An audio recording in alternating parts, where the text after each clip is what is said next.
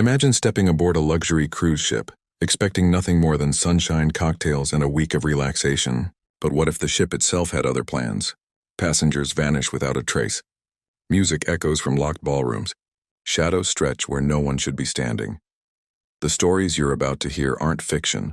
They're drawn from real reports, eyewitness accounts, and chilling experiences shared online. Turn off the lights, put on your headphones, and prepare yourself.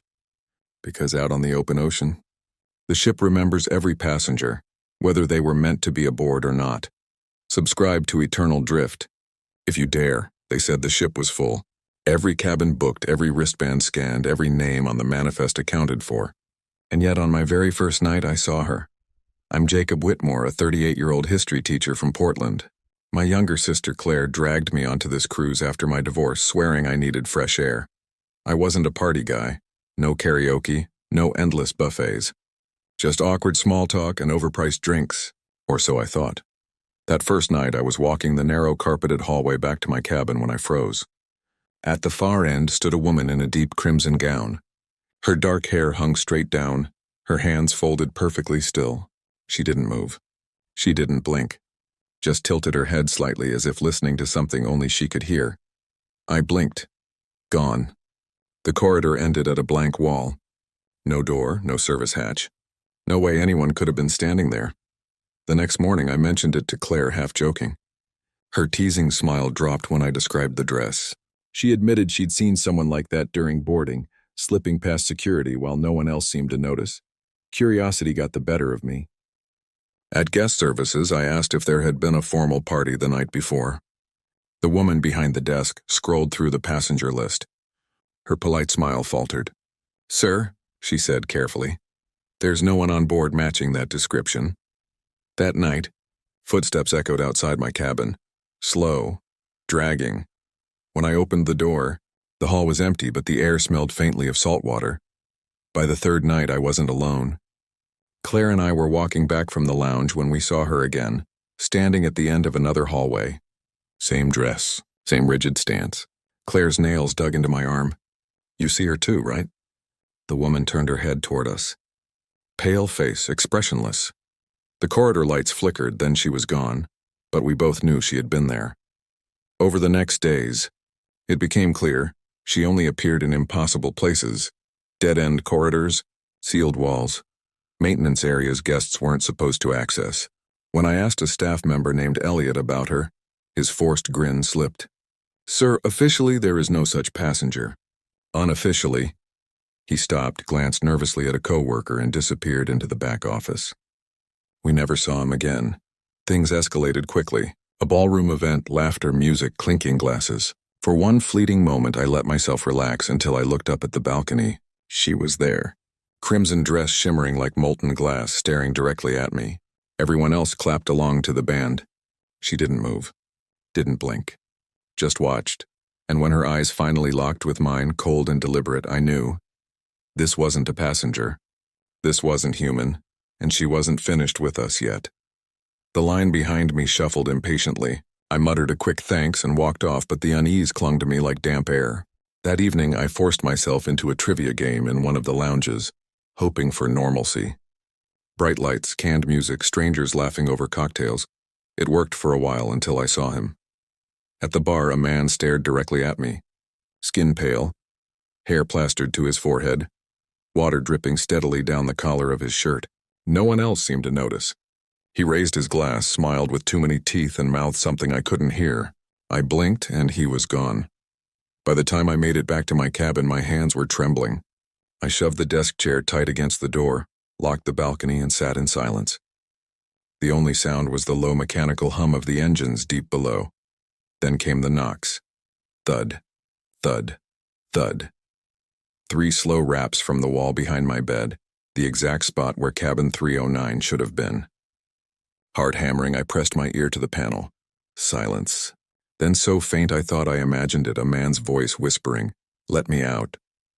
I stumbled back. My phone nearly slipped from my grip, but I forced it on and began recording. "Maybe if I have proof, someone will believe me," I whispered into the camera. "If anyone sees this later, this cabin shouldn't exist. Something's inside it." Halfway through, I froze. In the screen's reflection, not just me, but a figure standing behind me. Tall, still, its face a blurred smear. I spun around. Nothing. I knew then. I couldn't stay another night without answers. The next day, I tracked down the bartender who had warned me. He refused to meet my eyes until I begged. With a shaky sigh, he poured me a drink and spoke low. There was a passenger in 309 last season. Young guy traveling alone. They found his room flooded floor to ceiling. No broken pipes. No leaks anywhere else. Just his room. They pulled him out, but he glanced over his shoulder. If you're smart, you'll stay out of there. Some doors aren't meant to open. Before I could ask more, another crew member appeared, clapping him on the shoulder, steering him away with a forced grin. He never looked back at me once. That night, under a moonless sky, I couldn't resist. I walked the hall again. The wall was smooth, blank, no door. But I knew better. I pressed my palm against where 309 should have been, and the wall pressed back. I barely slept. Every creak of the ship, every shuffle in the hall snapped me awake. By morning, desperation replaced fear. I pressed my phone to the wall, recording. "This is C-310, I whispered. "Right here should be cabin 309. My words cut off. The wall rippled. Faint, like heat waves, I stumbled back, almost dropping my phone. The footage confirmed it. For half a second, there was an outline of a handle, a door, then nothing. Later that afternoon, near a quiet, crew-only corridor, I caught a whiff of something sharp and metallic. Rust, or blood. The air was unnaturally cool. I rounded a corner and froze. A steward in a crisp uniform stood polishing a brass number plate, slow, deliberate strokes. My eyes locked on the plaque. I blinked. The steward was gone. The plaque gone too. Only smooth wall. The hair on my neck prickled. I wasn't imagining this. That night I woke to the sound of rushing water. At first I thought the bathroom sink was left on. But when I swung my legs off the bed, the carpet was wet. Ice cold, panic surged. I yanked open the bathroom door, bone dry. No leaks. The water was seeping directly from the floor itself, spreading outward like veins, and then I heard it again. "Let me out." This time louder, closer. The voice vibrated through the walls like a hand pressed directly against my chest. I staggered backward toward the balcony, fumbling for the sliding door, but it wouldn't budge. The lock had jammed. Cold water licked at my ankles now, salt-stinking foul, carrying with it the faint metallic reek of rot and decay. I grabbed my phone with shaking hands, hunting desperately for a signal. None. The screen flickered with static, then cut to black. When it lit up again, the reflection staring back at me wasn't mine, it was him, the man from the lounge. His eyes bulged wide and glassy, his skin the color of ash, lips blue from drowning. Water dripped from his hair into the dead space below his chin. He mouthed the words again, perfectly clear this time, "Let me out." I screamed and hurled the phone across the room. The moment it hit the wall, everything stopped. The water was gone. The carpet was dry. Only silence remained, heavy and absolute, broken by the low hum of the engines beneath my feet. Shaking, I forced myself into the corridor.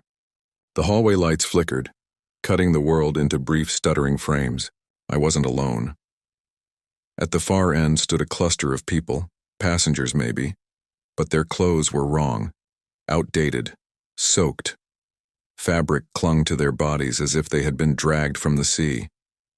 Their skin was a waxy gray, eyes empty, and they stared without blinking. One by one they raised their hands and pointed, not at me, but at the blank wall where 309 should have been. I bolted, my footsteps echoing in the too long corridor, and didn't stop running until I burst into the atrium, where bright light and living voices filled the air. For a heartbeat, I thought I'd escaped. Then my gaze fell on the ship's digital schedule board. Scrolling across in cheerful pastel lettering was a notice I hadn't seen before. Cabin 309, memorial tonight at midnight. Guest welcome. I couldn't breathe. My chest locked as I stared at the glowing words. A memorial for a cabin that supposedly didn't exist. My first instinct was to run to the purser's desk, demand answers. But when I looked back, the lettering was gone, as if it had never been there. All day I tried to distract myself. I ate, I walked the deck. I forced small talk with strangers. But the signs followed me everywhere. A waiter paused mid-stride, tray trembling in his hands, and whispered, "Don't go." A little girl tugged my sleeve in the elevator, eyes fixed on something behind me. Her mother snatched her away before I could speak. Even the atrium musicians, halfway through a bright waltz, slid into a tune that was slow and mournful, completely out of place. By nightfall, dread and curiosity were so tightly knotted inside me I couldn't tell one from the other. Against all reason, my feet carried me back to the quiet corridor, the one that always smelled fain. Then I heard them, voices, not in my head this time, but muffled, echoing from behind the wall. Laughter, clinking glasses, a party. I pressed my ear to the spot where cabin 309 should have been. My pulse hammered. Clear as day, I heard it. Don't be late. Midnight Buffet. The exact words from the announcement. Without warning, my hand slipped forward. The wall was no longer solid. It gave way like liquid, cold and slick. My fingers passed straight through. My whole arm. I yanked it back, gasping, my skin dripping with icy seawater. My hand was pale, wrinkled, as though submerged for hours. I stumbled backward, clutching it to my chest. The laughter behind the wall grew louder, sharper, like knives scraping glass. Whoever or whatever was inside had noticed me. Suddenly, the corridor lights went out. In the pitch dark, a single door appeared ahead, glowing faintly with golden trim. 9. It was real. The knob turned from the inside. Every instinct screamed at me to run, but my legs locked.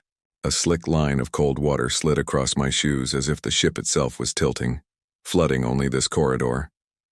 The door creaked open. The smell hit me first. Rot, brine, heavy and choking. Then figures emerged. Men and women in tuxedos and gowns, drenched to the bone, their skin bloated and gray. They smiled, teeth too white, too sharp. One raised a champagne glass and said, "Welcome, guest. We've been expecting you."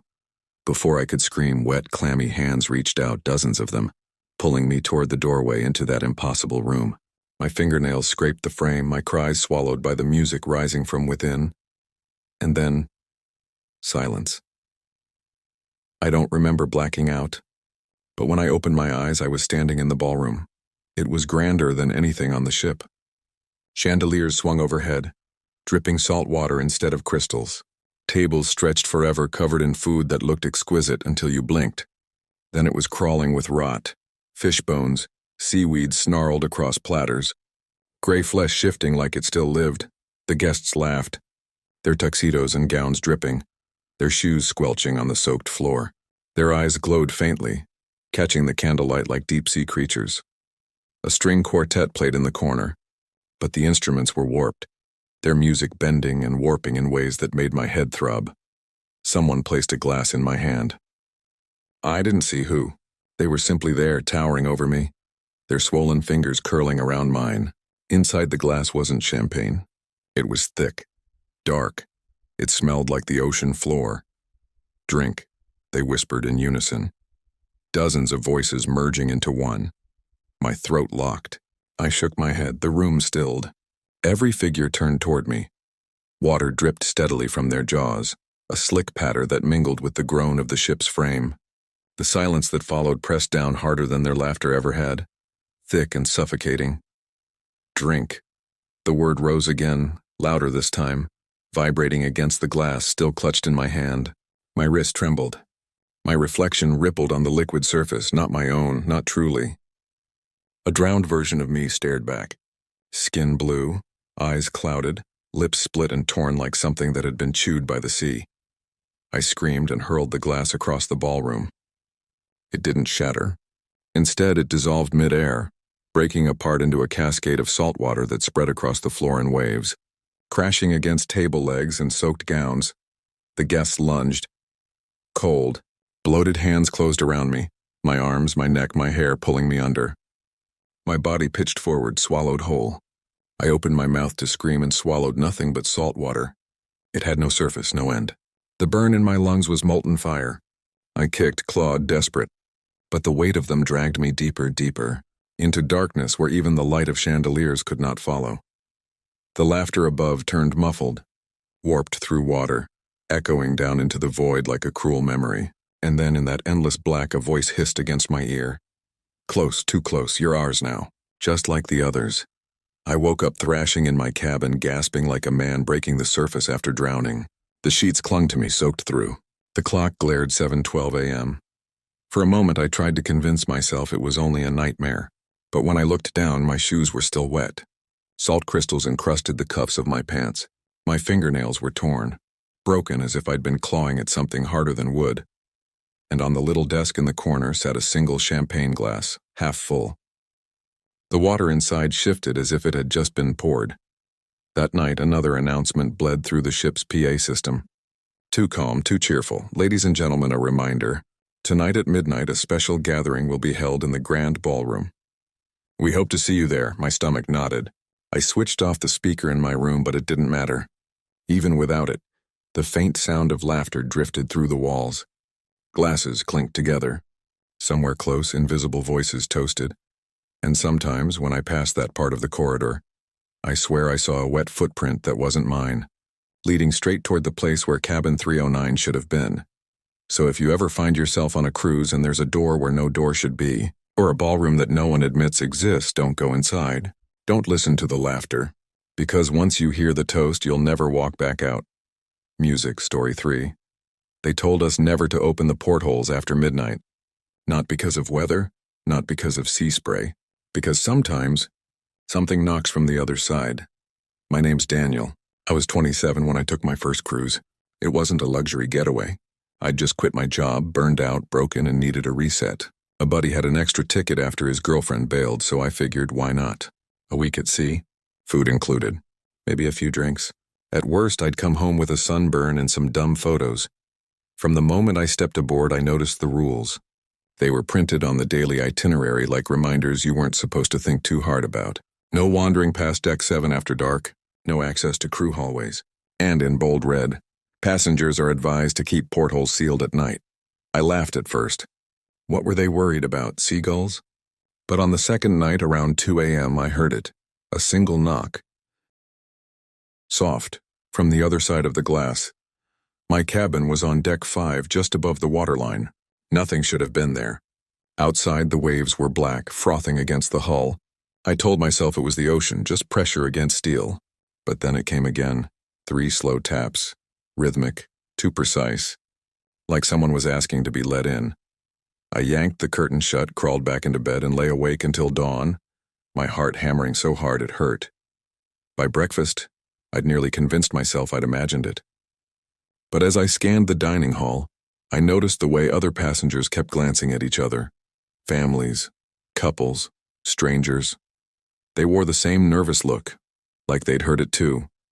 But no one wanted to be the first to admit it. That night, I swore I'd stay up to prove myself wrong. I sat by the window, phone in hand, watching the black water churn past. Midnight came. Nothing. 1 o'clock. Nothing. Then the curtain moved, like something brushed it from the other side. The tapping returned, harder this time. The porthole glass rattled in its frame, and then I saw it. A face, pressed against the glass, bloated, pale, hair drifting like it floated in water, its eyes locked onto mine, unblinking, lips pulled into a drowned grin. I stumbled back, chair clattering against the floor. The curtain snapped shut on its own, yanked by an invisible hand. I didn't sleep a second that night. At breakfast, I tried telling my buddy. He laughed until a woman at the next table leaned in and whispered, "You saw them too, didn't you?" Her words hit harder than the face at the glass. I wasn't crazy. She leaned closer, voice trembling. "Don't open the curtains.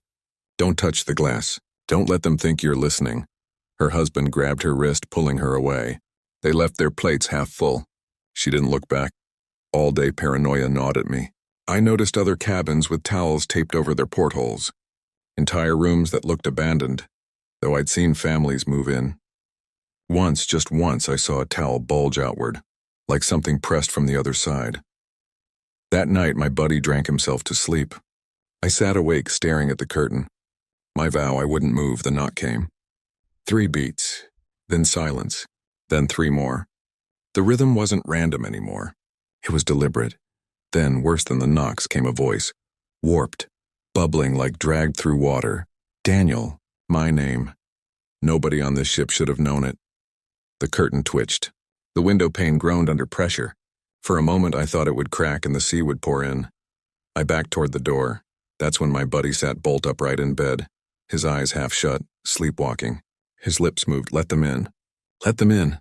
I shook him hard until he blinked, confused, claiming he'd been dreaming. But at breakfast, his nose wouldn't stop bleeding.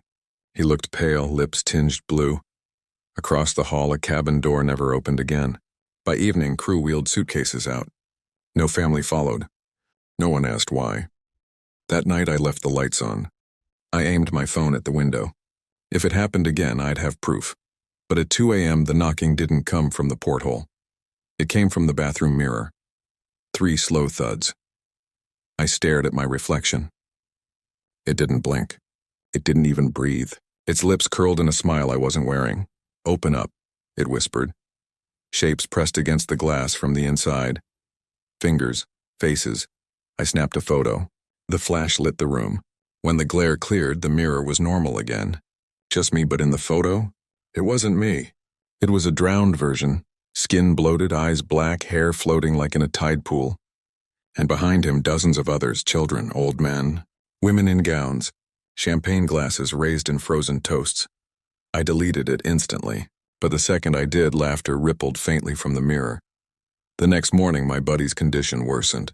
He swore it was the sun, but his lips were blue now, his eyes dark. And everywhere we went, he kept glancing at the curtain, waiting. By lunch, I overheard 2 crew members whispering near the galley.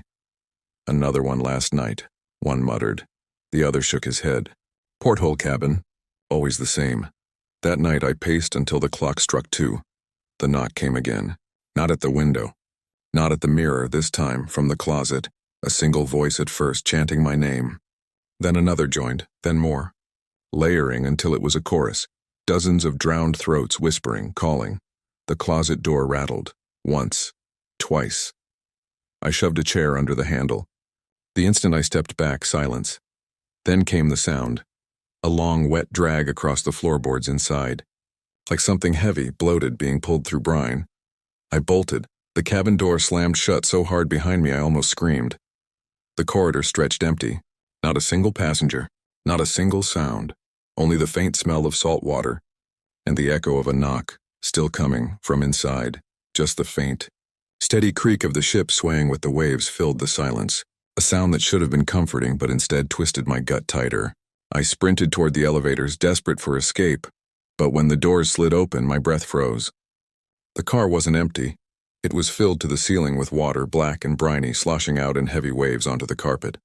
For a moment, I saw my own reflection on the shifting surface, distorted, twisting like oil swirling in gasoline. And then it wasn't my face at all. It was drowned, blue, bloated. I stumbled back, gasping, and slammed the call button.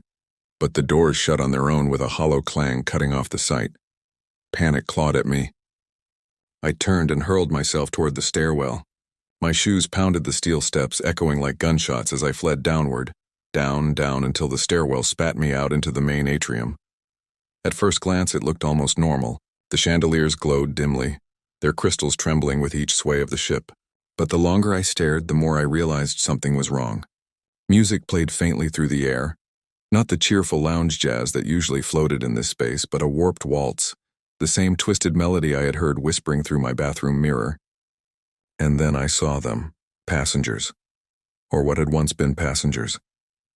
They drifted through the space like broken puppets, limbs jerking too stiffly, heads cocked at unnatural angles. Their faces were pale, stretched, and slack, their eyes glassy like porcelain dolls. Water dripped steadily from their clothes, soaking into the marble floor until it gleamed with a spreading pool. None of them looked directly at me. Yet I felt their awareness sharp and collective, as if they all shared one hive mind that pulsed with hunger. I spun to flee, colliding headlong into someone solid, a crew member. Relief sparked, until his grip locked around my arm like iron.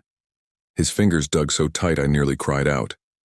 His face leaned close, eyes darting nervously toward the drowned figures swaying in the atrium. "You need to get back to your cabin," he hissed under his breath. "I'm not going back there," I stammered, shaking my head violently, his jaw clenched, muscles ticking. "You don't understand." His voice was low, sharp, urgent. "The ship doesn't like when passengers wander at night." He shoved me hard toward the corridor. I stumbled, looking back once, and in that split second I swore his skin was wrong. The color of it wasn't flesh at all, but pale as chalk. with a faint blue creeping across his lips like the early stain of drowning. I blinked and it was gone. He looked normal again, uniform crisp, eyes cold, but the dread had already sunk its hooks into me. By the time I staggered back to my deck, my heart hammering, I froze. My buddy was there, standing in the hallway outside our cabin, but he wasn't right. He was drenched, soaked as though he had been dragged straight out of the ocean. Water streamed from his hair, pooling at his bare feet, spreading slowly across the carpet. His eyes were wide open but hollow, glassy, fixed not on me but through me, like he was staring at something leagues away in the black depths. When his lips finally parted, my blood iced over. Seawater gushed out of his mouth in a steady stream, splashing against the floor, the sound sharp and violent in the silence. His jaw hung grotesquely open, skin pale and tight. He didn't blink. He didn't breathe. His chest didn't move. And then, in a voice that wasn't his, wet, layered, guttural, like the entire ocean floor speaking through him, he whispered, "You should never have left your cabin." The words rattled inside my skull. My knees nearly buckled.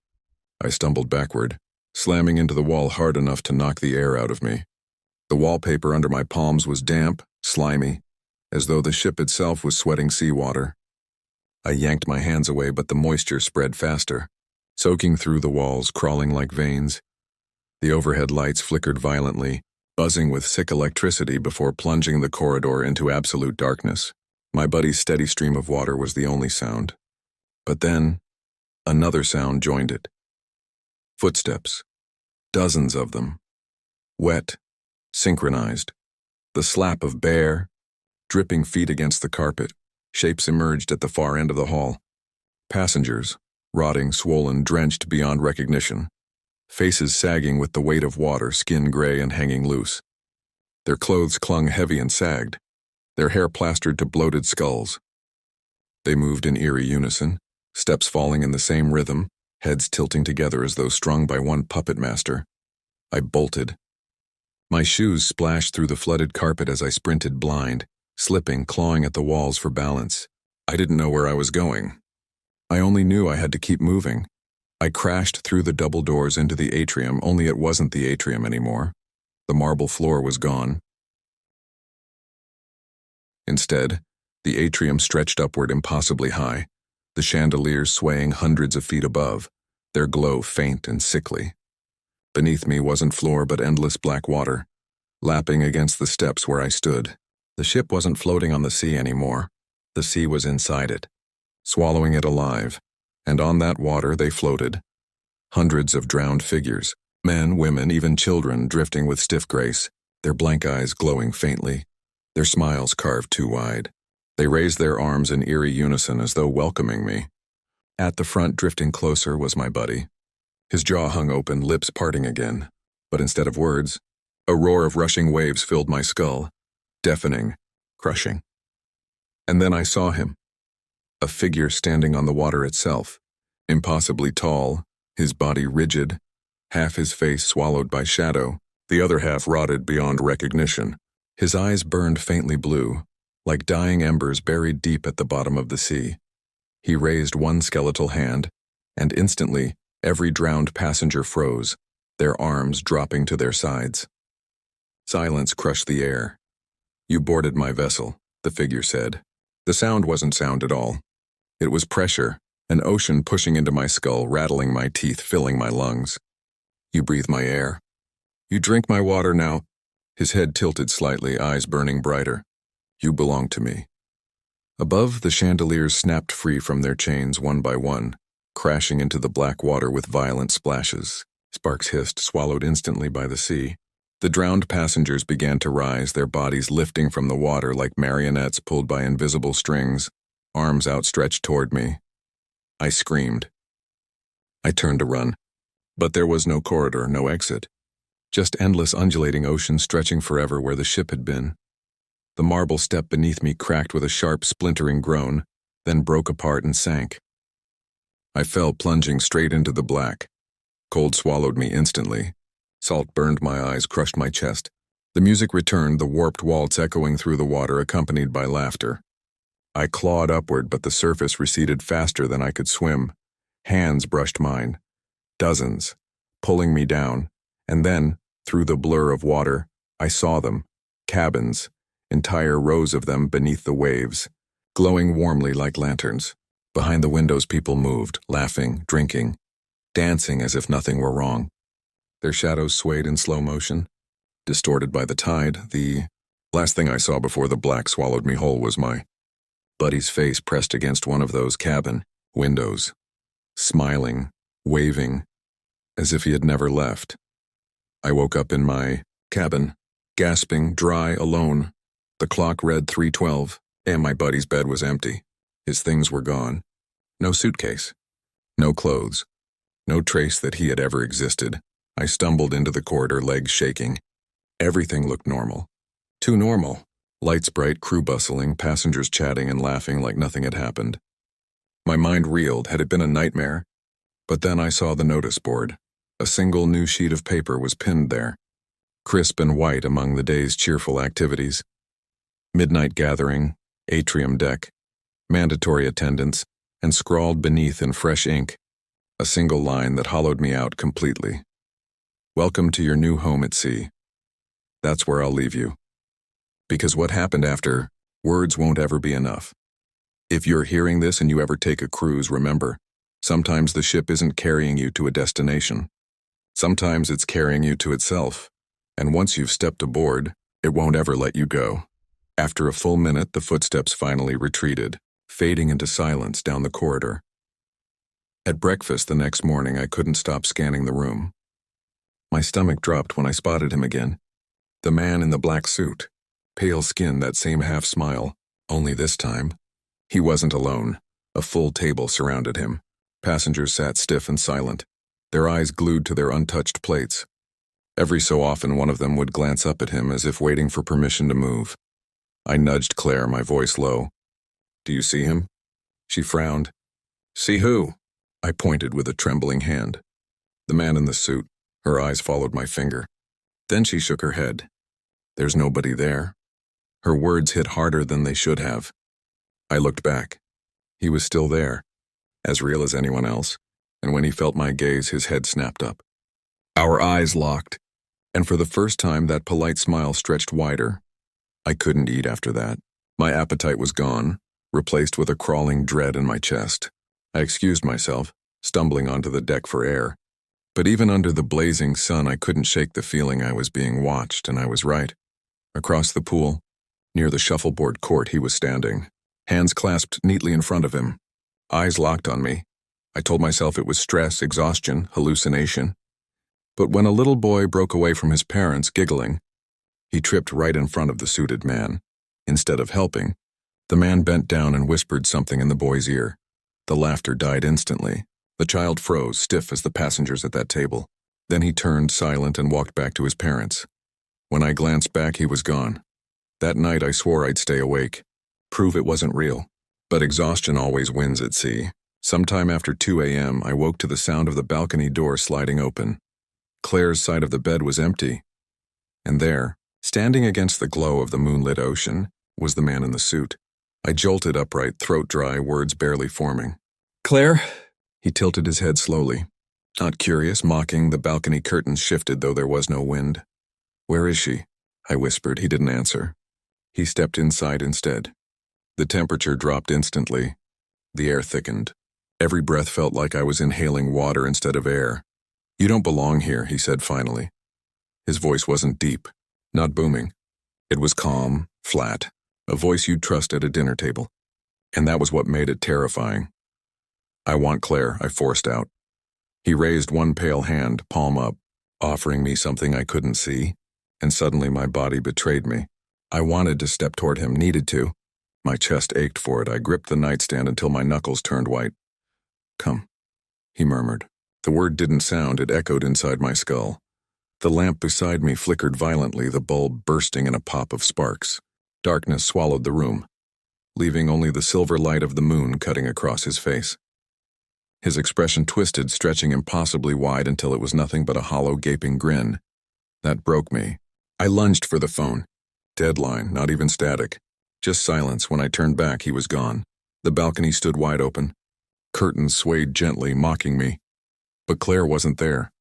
I tore through the cabin like a madman. Bathroom, closet, under the bed. Nothing. Then I saw it, on the dresser. Her bracelet. The one she never took off. Sitting neatly inside a folded napkin. My hands shook as I opened it. Written inside in the same perfect handwriting I'd seen on the room service menus. She dined with me. I don't remember leaving the cabin. One second I was staring at those words, and the next I was sprinting barefoot down the hallway, clutching the bracelet so hard it cut my palm. Every passenger door I pounded on. No one helped. Some slammed their doors shut when I described him. Some didn't answer at all. By the time I reached the elevators, I was gasping. A steward stood there, clipboard in hand, tie perfectly straight. His smile froze when I gave the description. His voice dropped barely above a whisper. "We don't talk about him. The door is open behind you." And then he stepped. Inside the elevator, I didn't follow. I couldn't. Because I realized in that moment, this ship wasn't taking us anywhere. Was keeping us before I could press further. A supervisor appeared from the back. His face was stiff, unfriendly. He pulled the girl aside, muttering something I couldn't hear. She didn't look back at me. Not once. I backed away, the truth crashing down like a wave. Claire hadn't simply disappeared. She had been taken, chosen. And then I remembered. Claire had mentioned earlier she was craving dessert, the midnight buffet. I ran. My bare feet slapped against polished floors. Passengers stumbling out of the way as the hallway blurred around me. When I reached the dining level, I froze. The grand ballroom doors I swore weren't there before, stood wide open.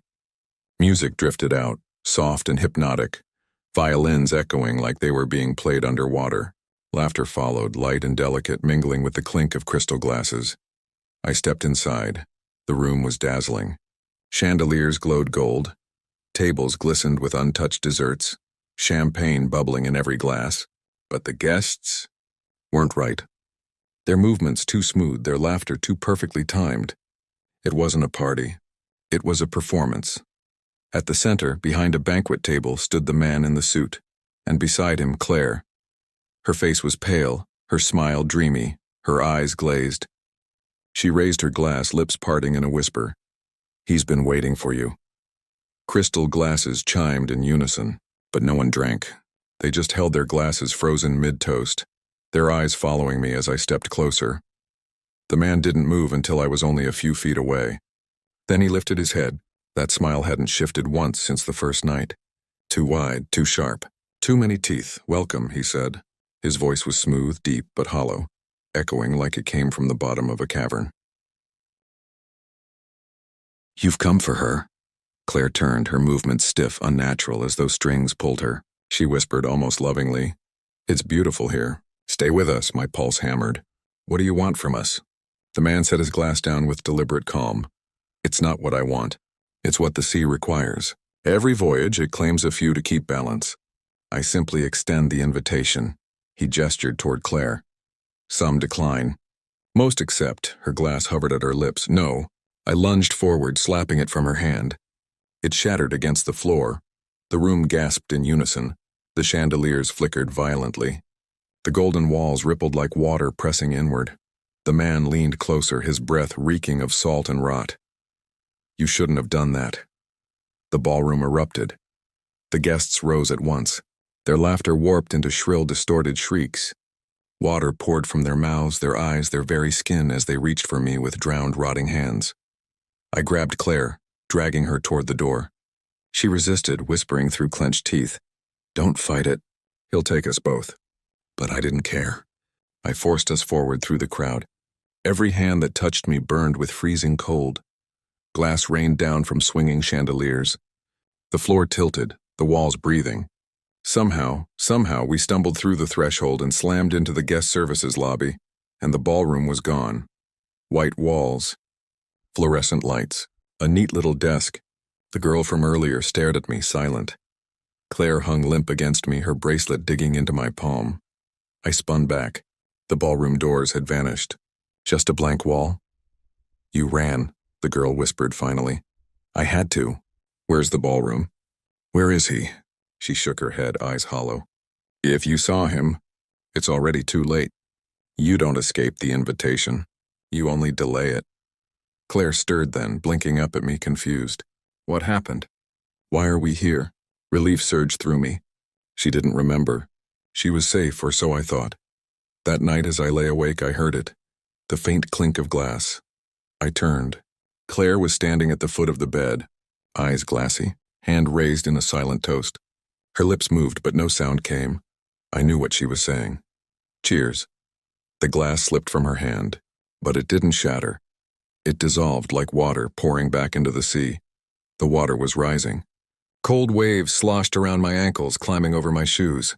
With every step, the air grew heavier, thick with the smell of salt, rusted iron, and something else, something sweeter. Rotting, decayed, the stench of a body left too long beneath the sea. Ahead, a glow pulsed faintly, like a doorway lit from within. But as I drew closer, I realized it wasn't a door at all.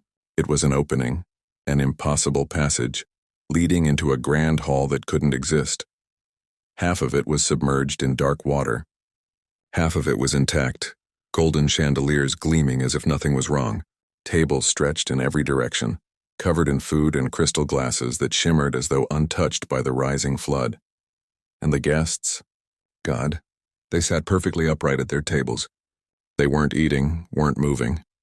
Their faces held smiles that didn't reach their eyes that were hollow, like black pools of water reflecting nothing, only fear. At the center of it all stood the man in black. His suit crisp and perfect, not a drop of water touching him, though the tide lapped at his feet. He raised his glass and smiled. "You came," he said softly. His voice wasn't loud, but it carried. It seeped into me, vibrating in my bones like I'd always known it.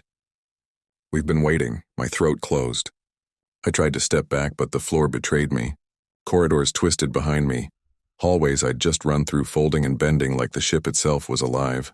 The walls groaned, metal shivering with each breath of the sea.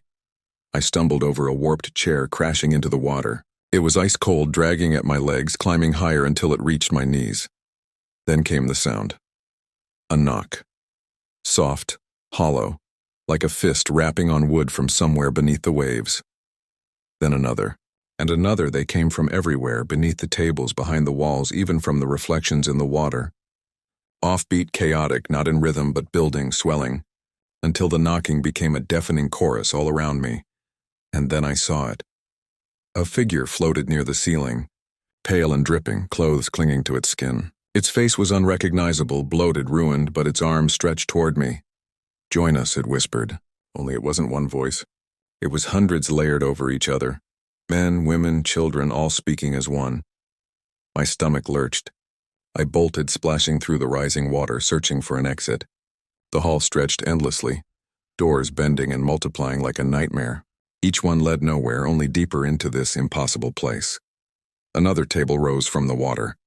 Guests emerged, their movements jerky and wrong, like puppets pulled by unseen strings. Their wet hands reached for me, their lips curved into patient, serene smiles. Smiles that said, "We've been here forever.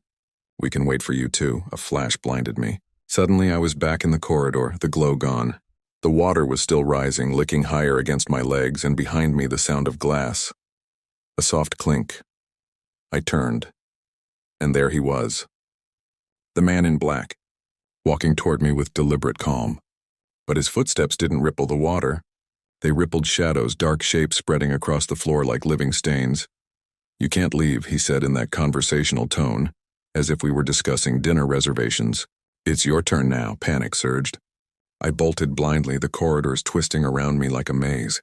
Mirrors appeared on either side, tall and flawless, showing reflections that weren't my own. In one, I saw myself seated at a table, glass in hand, smiling, that same hollow smile as the drowned guests. In another, I was face down in the water, lifeless, drifting as shadows passed over me.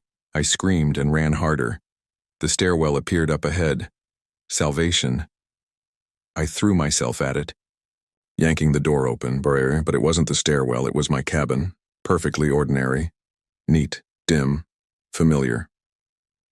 For a moment, relief flooded me. Maybe it was a nightmare. Maybe none of this had ever happened.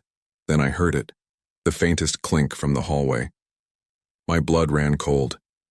I turned.